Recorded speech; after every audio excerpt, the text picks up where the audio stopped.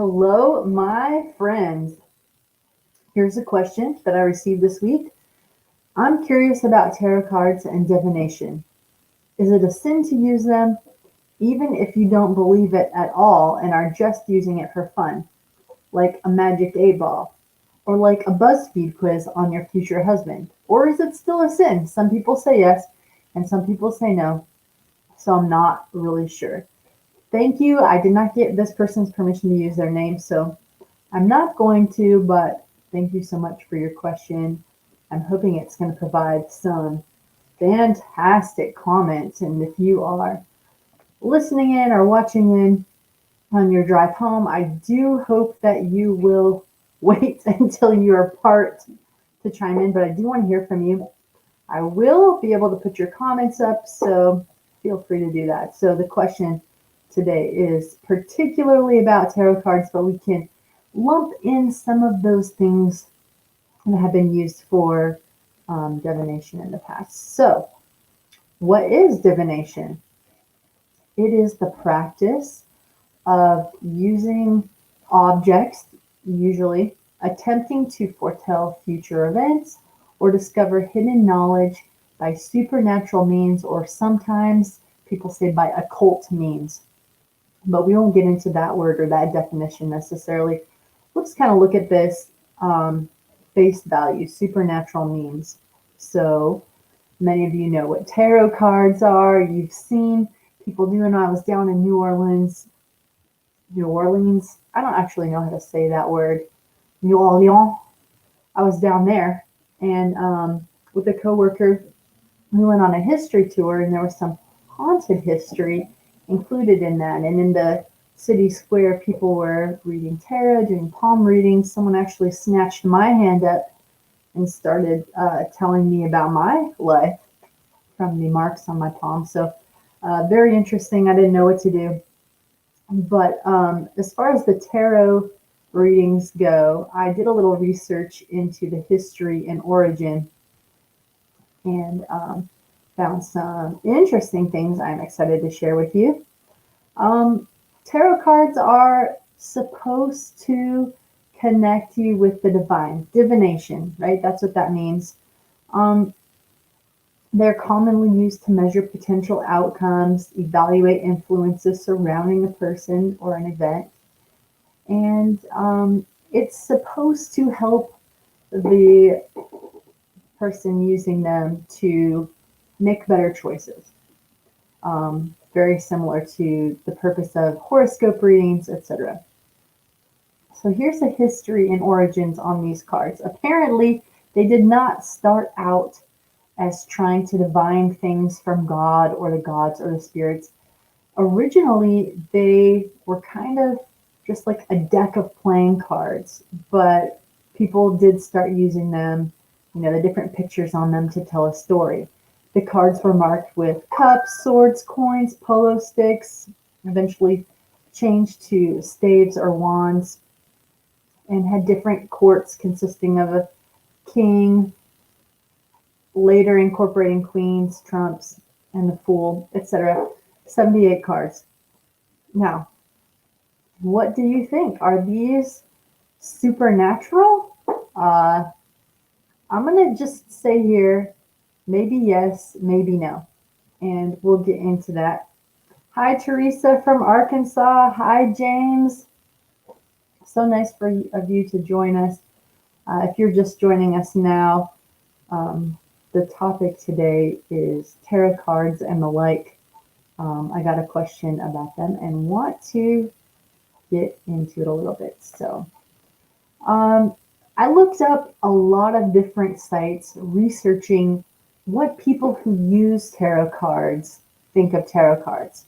So I want to be clear about this. Most people using tarot cards do not believe they are contacting an external source. Let me read you a quote from a website called Tarot Biddy. The most powerful way to read the tarot is to use the cards to access your intuition and your inner wisdom. The imagery in the cards gives you instant access to your subconscious mind and your intuition. And from this place of inner power and wisdom, you can discover how to make positive changes now so you can manifest your goals and dreams in the future. All right, I'm not saying that this is Christian for sure. This is people who are seeking inner peace, inner wisdom, accessing their own subconscious mind.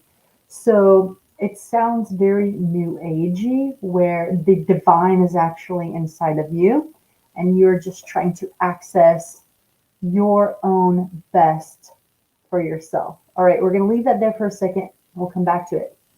But there is a second way that I found. There are people who fully believe and even ask for spirit intervention, spirit guides, spirit of dead people to come help interpret the cards.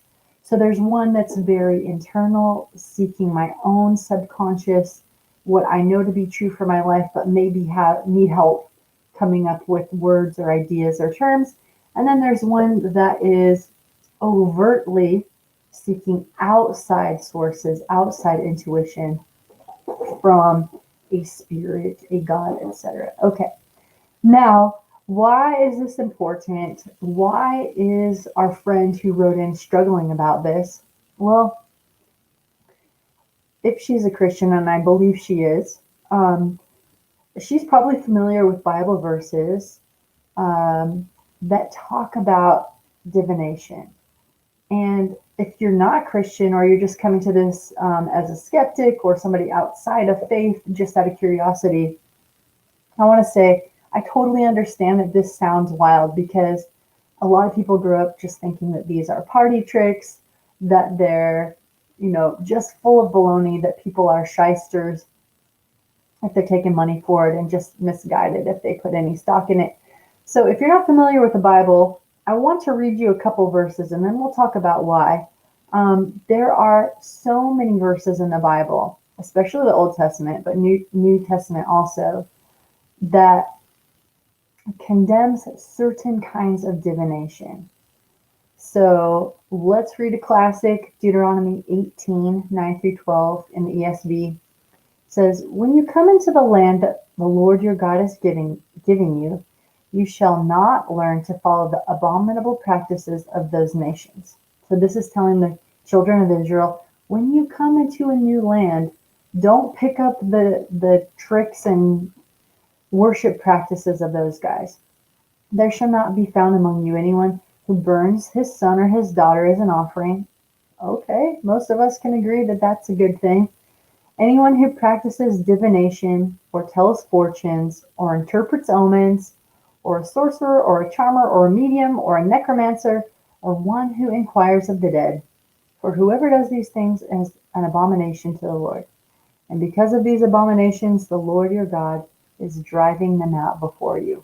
All right, so God is trying to implement this space where his people can set up wholesome life practices, and he's making room for them. We can talk about what this means and kind of the questionable side of this at a later time. But God is trying to set up and establish a people who are doing right, wholesome, life-giving life. And these things, burning your son and daughter, and practice these other things, inquiring of the dead, are all grouped in here. I'm not going to read all of these other verses, but I'm going to throw out a couple others so you can look them up and research them yourself. Leviticus 19:31 talks about not seeking out people who are diviners. 2 Kings 21:6 talks about a king who did a lot of evil in the sight of the Lord, burning his son as an offering, using fortune telling and medium services. Acts 16, there's some verses in the New Testament, talks about a slave girl who was involved with divination. And Leviticus 20:27 is a particularly tough one, talking about if somebody is in Israel and they are pretending to worship the God of heaven, but also involved in these things, there's a death sentence for them. Of course, has to be a lot of witnesses. And then my favorite, I will spend a little time on this one, is Isaiah 8:19. This one actually helps make sense of this for me. And when they say to you, inquire of the mediums and the necromancers who chirp and mutter, should not a people inquire of their God? Should they inquire of the dead on behalf of the living? This is really what it comes down to for me. God says he has knowledge of everything. He is the great revealer of secrets, as talked about in the book of Daniel. If you haven't read that, read the first few chapters, and you'll see how the God of heaven does reveal secrets when we come to him and ask, and if it's according to his will. So this really boils it down for me. Why would we inquire of mediums and people who say they have access to the dead? We should be inquiring of God who has all the knowledge. So that's kind of what I'm getting to here. I'm going to check comments. James, yes, as you say, we need to go straight to Jesus. That's what this whole thing is about. And I'll talk a little bit more about that in a second. But God isn't trying to keep good things and good knowledge from us. This kind of ban on sorcery, on psychicry, is that a word? On finding things out about our lives. God wants to reveal the information that we need to make our best decisions. And that's why it's forbidden. Not because it's not good for us, right? It's not God saying like, I want to be the gatekeeper of all of this. Don't go to anyone else. It's because that information would be harmful or impact us negatively. So anyway, we'll get back to that. If you're just joining us, the question today is, tarot cards, are they a sin? And other such things. And where's the line? Is a magic 8-ball a sin? Is a fortune cookie sin? We can get more into that in a second. All right, back to this progression. Not all divination in the Bible is outlawed. Remember, if we're just using the definition that divination is seeking the divine, is trying to ascertain the supernatural, then in some cases that includes actually seeking the will of the God of heaven. So divination as a concept is not outlawed outright in Israel. There's a difference. Deuteronomy 33:8-10 talks about the Levites using this thing called the Urim and the Thummim. They were these stones on the priest's garment that would light up as an answer from God. So that sounds real weird, real woo. If you heard about that in a church down your street, you might, if you grew up Christian, you might be like, I don't know about that. But it was given to Israel as a way to discern the will of God. And we see divine signs all throughout the Bible. I'm thinking especially of Gideon when he asked God to answer him when he put out a wool fleece. He did it a couple times. He was looking for a sign from God. So all this to say, seeking the supernatural is certainly not a sin. The question is, which supernatural? From whom are you trying to divine? Where are you putting your source of trust? Where are you trying to get your information? If it's not the creating, sustaining God of the universe that you're talking to, I definitely think we're bordering on sin here. There's one of three possibilities if you're not asking for the God of the universe to help you in your situation. Number one, you're asking yourself. This seems like not a bad idea. In fact, I do believe that there are a lot of things we know to be true or we know to be right, but we don't have the strength, or we want to deceive ourselves because something seems convenient. So I do think there's something about searching internally.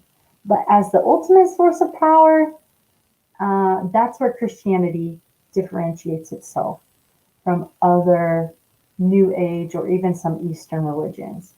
We say that we do not belong to ourselves, that we cannot ultimately trust ourselves. We know we have a bend towards selfishness. And so looking inside yourself for all the answers um, doesn't seem to be wise. All right, number two, other supernatural beings. If we believe there are other supernatural beings out there, if Jehovah, the creator and sustainer God, is not the only power in the universe, then when you open yourself up to communicating with other sorts of spirits, you're opening yourself up to evil as well as potential good. So that's why God had a specific way of you talking to Him, asking for the Holy Spirit's guidance, because there are very likely some unholy spirits as well. Now, there's a third way, and this is a little bit different depending. Thanks, Teresa. Thanks, James. I see your comments. Teresa is in agreement. Hello, Joshua.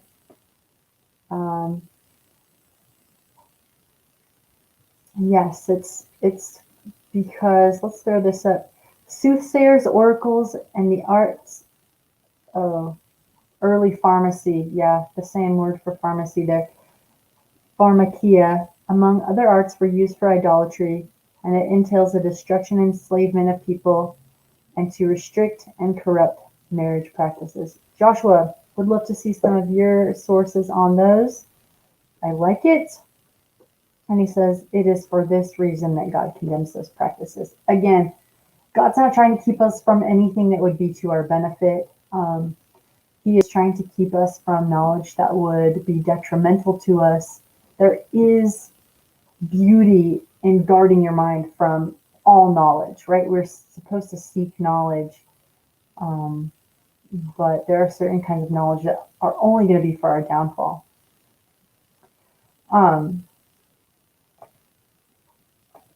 So the third thing, if it's not from God, it's from ourselves. We can't necessarily trust ourselves. Could be from other supernatural beings. And I want to include and put it's kind of included in that, but it's kind of its own separate. Depending on your belief system, you could be hearing from the spirits of the dead. Now, I'm going to put that in quotes. I want to put that in quotes in your mind because I happen to be from a branch of Christianity that does not believe that when you die, your spirit is separate and has access as a thinking, influencing part, does not have access to humanity. If you do believe that, you run into a couple problems here, because if that thinking, conscious being is up and around and maybe in heaven, you might think that that being has access to some truth or knowledge, and you may be seeking knowledge from that being. If you believe that, here's another reason to not engage in any kind of divination, because the Bible talks about the devil himself being able to transform into an angel of light. I don't know about you, but I'm not 100% sure I could tell the difference between a angelic impersonator and an actual spirit. All in all, I don't want to dwell on that. That's another topic for another time. But whether it's false, deception from inside or outside, we could be in trouble. And that is why God forbade divination. That's why God forbade us seeking from self or from other. It's just murky out there. It is just murky. And He is trying to protect us from those things. Not because He wants to withhold good from us, but because we might be a danger to ourselves. All right, now back to the question, the original question about tarot cards. And of course, we can include in this the Ouija board, tea leaves, palm reading, the zodiac, magic 8-ball, fortune cookies, and as you mentioned in your question, even MASH. Do you remember MASH, the kids' game you would play to figure out if you're going to live in a mansion, a shack, who you're going to marry, etc.? MASH or BuzzFeed quizzes. What about those? What are the differences there? All right. I know some of you are going to disagree with me. You're going to think I'm a heretic, etc. But I want to say this. I really believe that the intention of your heart and your prayer life, desiring to connect with the God of heaven, is the number one most important thing here, because I don't want you to freak out and think, oh no, I touched a deck of tarot cards once, or like, I passed by a Ouija board, or in my youth, whatever it is, right? And I don't want you to run through and coerce everybody on your block to, I don't want you to go on a witch hunt, pulling out things from other people's homes. Although I would be praying, I really would. I would be praying for discernment.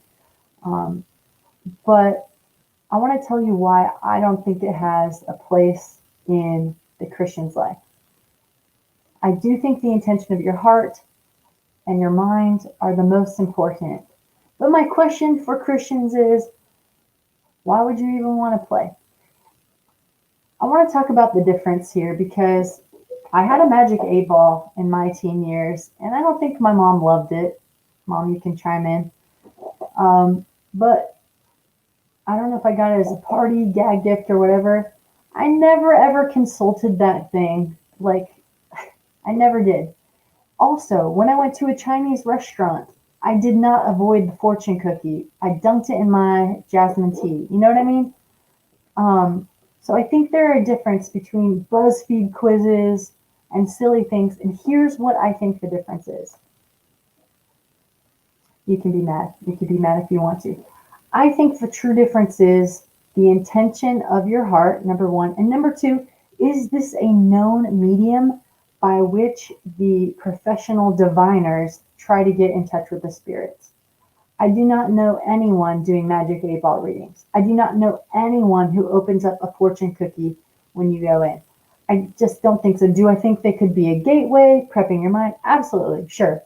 But I think the real difference, the things really to avoid, are things that paid professionals, I know that there are some people just making money off of it, having no connection to any, evil spirit world, but there are people who believe they do talk to spirits, and they do use things like tarot cards and even tea leaves. And my question is, if we have access to all the power in the universe through the God of heaven, why would we want to entertain going to a lesser source, and a source that would enjoy enslaving us, tricking us, etc., etc.? So that's basically what I wanted to get out today in answering that question. And I also want to say that there are other people looking to you for leadership, Christian leadership. And even if you were just joking around with some of those things, they may not be, And so if there's any chance that it would do evil and not have any chance of doing good, that just seems like something that you could cut out. Now, just one more thing I want to say too, I would not be afraid of these things. Don't be afraid.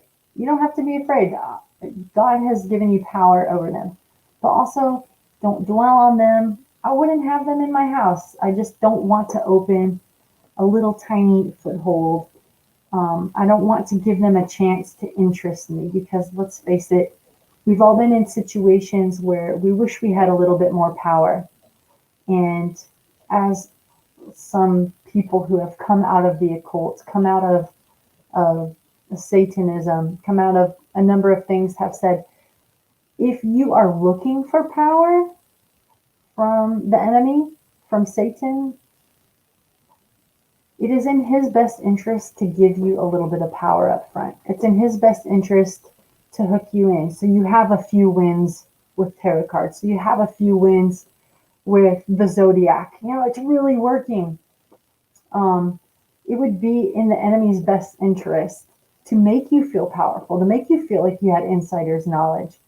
And then, as a very interesting book by Roger Morneau points out, to bring your dependency over to those things and then to cut you off.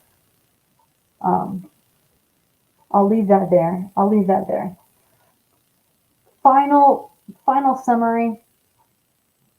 Don't be afraid of these things, but don't give them a chance to catch your interest. Don't have them around. Having access to supernatural power is interesting. It's provocative. So let's not put ourselves in a place to be tempted by it. If we really believe there's a power against God and one who would love to elevate our own powers in our own selves in our minds, do we not think that would put us in danger? So, going to go back to the comments section today. Josh, I see you really involved, and I thank you for that. James, you're welcome. You hate marijuana because you believe it's the gateway to the occult. That's interesting. I'd love to hear more from you on that. Personal testimonies or people that you know, I'd love to hear your perspective. And if you have any room for medicinal marijuana, interesting stuff. Joshua says the definition of idolatry can be found in Colossians 3:5. This describes sex slavery, subversion, corruption of marriage practices. Many other reference to this. Yes, I've seen some of those. Lots of good info there. Well, yeah, it is. It's terrible stuff. Thank you, James. That's it for our discussion today. Thank you so much for joining us. If you've got additional questions or you want to talk about this, you know the best way to get a hold of me is Gmail, really, or here on Facebook. YouTube, you can put the comments in on YouTube. It's harder for me to get into in-depth discussions on YouTube, but you can go to facebook.com/askachristianfriend or Gmail, askachristianfriend@gmail.com. That's a great way to get a hold of me. And we can do more of this, more Bible study on it. And if you have any particular questions, shoot those to me. Hey, I just want to let you know it's been a pleasure to hang out with you. And let's be careful, but let's not be so scared that we don't live our best life for Christ. We have freedom and joy and power. And that's it for today. Thank you so much. Thank you, Joshua. Thank you, James. Thank you, Teresa.